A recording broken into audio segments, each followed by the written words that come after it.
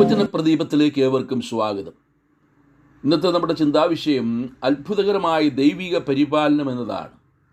ആവർത്തന പുസ്തകം 32-ാം അധ്യായം 11-ാം വാക്യത്തിൽ ദൈവം ഇസ്രയേലിനെ പരിപാലിച്ച വിധത്തെക്കുറിച്ച് രേഖപ്പെടുത്തിയിരിക്കുന്നു. കഴുകൻ തൻ്റെ കൂടനക്കി കുഞ്ഞുങ്ങൾക്ക് മീതെ പറക്കുന്നത് പോലെ താൻ ചിറകു വിരിച്ച് അവനെ എടുത്ത് തൻ്റെ ചിറകിന്മേൽ അവനെ വഹിച്ചു. അവർ ആയിരുന്ന അവസ്ഥയെക്കുറിച്ച് 10-ാം വാക്യത്തിൽ വായിക്കുന്നു. താൻ അവനെ മരുഭൂമിയിലും ഓളി കേൾക്കുന്ന ശൂന്യപ്രദേശത്തിലും കണ്ടു.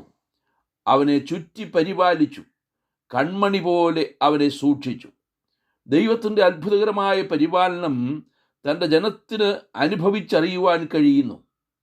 മരുഭൂമിയിൽ കൂടിയുള്ള ഇസ്രയേലിൻ്റെ യാത്ര നീണ്ട 40 വർഷമായിരുന്നു. വലിയൊരു പുരുഷാരമാണ് മരുഭൂമിയിൽ കൂടി യാത്ര ചെയ്തത്. 20 വയസ്സിന് മേൽ പ്രായമുള്ള 6 ലക്ഷത്തോളം പേരെ കൂടാതെ അവരുടെ ഭാര്യമാരും മക്കളും എല്ലാം അടങ്ങുന്ന ഒരു വലിയ കൂട്ടത്തിന് മരുഭൂമിയിൽ ഭക്ഷണവും പാർപ്പിടവും വസ്ത്രവും എല്ലാം ആവശ്യമുണ്ട്. ഫറവോനും സൈന്യവും ഇനിയും അവരെ ആക്രമിക്കുവാൻ സാധ്യതയുണ്ട്.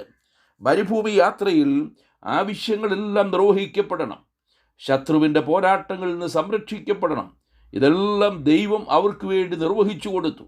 ദൈവിക പരിപാലനത്തെ കഴുകൻ തൻ്റെ കുഞ്ഞുങ്ങളെ പരിപാലിക്കുന്നതിനോടാണ് സാദൃശ്യപ്പെടുത്തിയിരിക്കുന്നത്. കഴുകൻ കൂടുവയ്ക്കുന്നത് ഉയരമുള്ള പാറസ്ഥലങ്ങളിലോ വൃക്ഷക്കമ്പുകളിലോ ആയിരിക്കും. തൻ്റെ കുഞ്ഞുങ്ങളെ പറക്കശീലം പഠിപ്പിക്കുന്നത് ഇപ്രകാരമാണ്. കൂട് അനക്കി കുഞ്ഞുങ്ങൾക്ക് മീതെ പറക്കുന്ന കഴുകൻ. എന്തിനാണ് ഈ കൂട് അനക്കുന്നത്?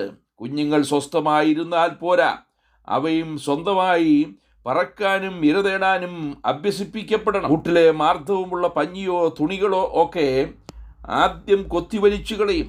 തൂവലുകൾ വന്നിട്ടില്ലാത്ത കുഞ്ഞുങ്ങളുടെ പിഞ്ചു ശരീരം പരിപരുത്ത പ്രതലങ്ങളിൽ തട്ടി ഉരസിയും വേദനിക്കുമെങ്കിലും അതിൻ്റെ ശരീരം ഉറപ്പുള്ളതായി തീരുകയാണ്. ചില ദിവസങ്ങൾ കൂടി കഴിയുമ്പോൾ കൂട് മുഴുവനും ഇളക്കി മാറ്റും. അപ്പോഴേക്കും കുഞ്ഞുങ്ങൾ താഴേക്ക് പതിക്കുവാൻ തുടങ്ങും. തങ്ങളുടെ ജീവിതം ഇവിടെ അവസാനിച്ചു എന്ന് തോന്നുന്ന സമയം. എന്നാൽ കുഞ്ഞുങ്ങൾക്ക് മീതെ പറക്കുന്ന തള്ളക്കഴുകൻ വളരെ വേഗത്തിൽ താഴേക്ക് വന്ന് കുഞ്ഞുങ്ങളെ ചിറകിൽ വഹിച്ച് മുകളിലേക്ക് പറക്കുന്നു. കുഞ്ഞുങ്ങൾ താഴെ വീഴാൻ സമ്മതിക്കാതെ ചില ആവർത്തി പരിശീലനം ലഭിച്ചു കഴിയുമ്പോൾ അവർ തനിയെ പറക്കുവാൻ പരിശീലിക്കുന്നു. ദൈവം ഈ നിലയിലാണ് ഇസ്രയേലിനെ പരിപാലിച്ചത് എന്നോർപ്പിക്കുകയാണ്. പുറപ്പാട് പുസ്തകം 19-ാം അധ്യായം 4-ാം വാക്യത്തിൽ ഞാൻ മിസ്രയീമ്യരോട് ചെയ്തതും നിങ്ങളെ കഴുകന്മാരുടെ ചിറകിൽ വഹിച്ചെൻ്റെ അടുക്കൽ വരുത്തിയതും നിങ്ങൾ കണ്ടുവല്ലോ എന്ന് വായിക്കുന്നു. ബോവസിൻ്റെ വീട്ടിലെത്തിയ രൂത്തിനോട് ബോവസ് പറയുന്നത്, ഇസ്രയേലിൻ്റെ ദൈവമായ യഹോവയുടെ ചിറകിൻ കീഴിൽ ആശ്രയിച്ചു വന്നിരിക്കുന്ന നിനക്ക് അവൻ പൂർണ്ണ പ്രതിഫലം തരുമാറാകട്ടെ എന്നാണ്. ദൈവത്തിൻ്റെ ചിറകിൻ കീഴിൽ തൻ്റെ കുഞ്ഞുങ്ങൾക്ക് എല്ലാ സുരക്ഷിതത്വവുമുണ്ട്. അത്യുന്നതൻ്റെ മറവിൽ വസിക്കുകയും സർവശക്തൻ്റെ നിഴലിൻ കീഴിൽ പാർക്കുകയും ചെയ്യുന്ന ഒരു ഭക്തന് ലഭിക്കുന്ന സംരക്ഷണം 91-ാം സങ്കീർത്തനത്തിൽ ഇപ്രകാരം കാണുന്നു. തൻ്റെ തൂവലുകൾ കൊണ്ട് അവൻ നിന്നെ മറയ്ക്കും, അവൻ്റെ ചിറകിൻ കീഴിൽ നീ ശരണം പ്രാപിക്കും. ഇസ്രയേൽ ജനം ദൈവത്തോട് മത്സരിച്ച് പാപം ചെയ്തപ്പോൾ കർത്താവ് അവരെ യഥാസ്ഥാനപ്പെടുത്തുവാൻ ആഗ്രഹിക്കുന്നതിനെക്കുറിച്ച് മത്തായിയുടെ സുവിശേഷം 23-ാം അധ്യായം 36-ാം വാക്യത്തിൽ വായിക്കുന്നത് ഇപ്രകാരമാണ്. യെരൂശലേമേ യെരൂശലേമേ, പ്രവാചകന്മാരെ കൊല്ലുകയും നിന്റെ അടുക്കൽ അയച്ചിരിക്കുന്നവരെ കല്ലെറിയുകയും ചെയ്യുന്നവളെ, കോഴി തൻ്റെ കുഞ്ഞുങ്ങളെ ചിറകിൻ കീഴിൽ ചേർക്കുന്നത് പോലെ നിന്റെ മക്കളെ ചേർത്തുകൊള്ളുവാൻ എനിക്ക് എത്ര വട്ടം മനസ്സായിരുന്നു, നിങ്ങൾക്കോ മനസ്സായില്ല. നിങ്ങളുടെ ഭവനം ശൂന്യമായി തീരുമെന്ന ശാപവാക്കുകളോടെയാണ് കർത്താവ് ഈ ഭാഗം അവസാനിപ്പിക്കുന്നത്. പ്രിയരെ, ആണ്ടിൻ്റെ ആരംഭം മുതൽ അവസാനം വരെ നമ്മെ സൂക്ഷിക്കുകയും നമ്മുടെ ആവശ്യങ്ങൾ അപ്പോഴപ്പോൾ നിവർത്തിച്ചത് അത്ഭുതകരമായി പരിപാലിക്കുകയും ചെയ്യുന്ന ദൈവത്തിന് നാം എത്രമാത്രം നന്ദി അർപ്പിക്കണം. ദൈവത്തിൻ്റെ പരിപാലനം അനുഭവിച്ച ഇയ്യോബിന് പറയുവാനുള്ളത്, ജീവനും കൃപയും നീ എനിക്ക് നൽകി, നിന്റെ കടാക്ഷം എൻ്റെ ശ്വാസത്തെ പരിപാലിക്കുന്നുവെന്നാണ്.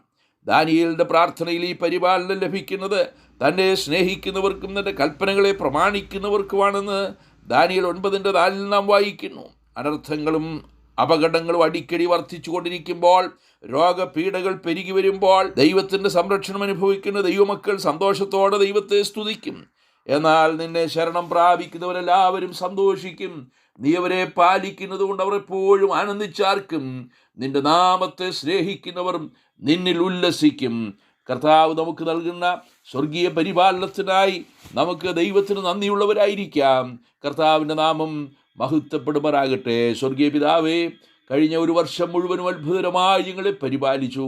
ആണ്ടിൻ്റെ ആരംഭം മുതൽ അവസാനം വരെയും ഞങ്ങളെ സൂക്ഷിച്ച ദൈവകൃപയ്ക്കായി സ്തോത്രം. അവിടുത്തെ സ്നേഹിക്കുന്ന അവിടുത്തെ മക്കളെ കഴുകൻ തൻ്റെ കുഞ്ഞുങ്ങൾക്ക് മീതെ കൂടനക്കി പറക്കുന്നത് പോലെ ദൈവത്തിൻ്റെ അത്ഭുതമായ സംരക്ഷണം ഞങ്ങൾക്ക് നൽകുന്നത് കൊണ്ട് ഞങ്ങൾ അങ്ങേക്ക് സ്തോത്രം ചെയ്യുന്നു. സർവമഹത്വം അങ്ങേക്ക് അർപ്പിക്കുന്നു. ക്രിസ്തുയേശുവിൻ്റെ ധന്യമായ നാമത്തിൽ തന്നെ. ആമേൻ.